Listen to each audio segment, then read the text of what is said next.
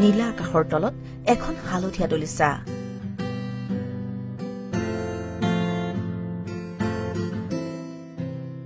য'ত আল ফুলে ফুলিছে কৃষকৰ সেউজীয়া সপোন।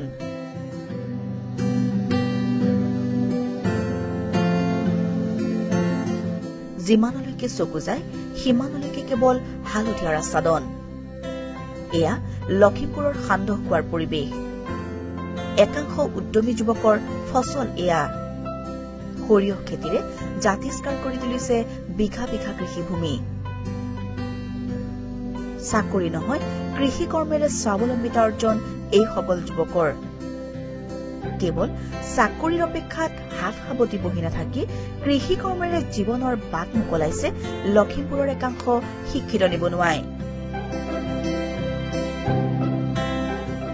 দুই আদৰ্শবান কৃষক মহেশ মহন্ত আৰু নিতুল ভূঞাই সূচনা কৰিছে কৃষি বিপ্লৱৰ।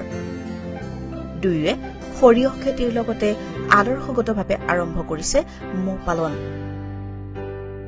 সৰিয়হ খেতিৰ মাজে মাজে আছে মৌ বাকচবোৰ। লখিমপুৰ জিলাৰ সান্দহ খোৱাৰ সৰিয়হতলীত পুহিছে 150 বাহ মৌ। আদৰ্শবান কৃষক দুজনে মৌ পালন আৰু উৎপাদনত নিয়োগ কৰিছে 25 জন কৃষক।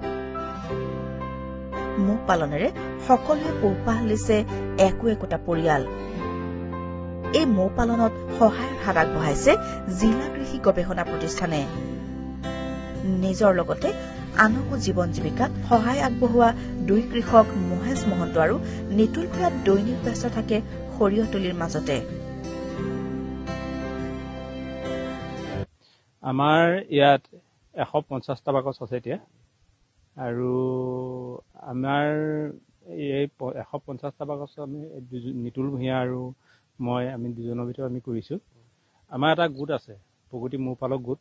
এই গোটটোৰ ভিতৰত আমাৰ প্ৰায় 300 ওপৰত বাকচ আছে, আৰু সেই বাকচখিনি প্ৰত্যেকে নিজৰ নিজৰ বাকচ নিজে নিজে চোৱা চিতা কৰে।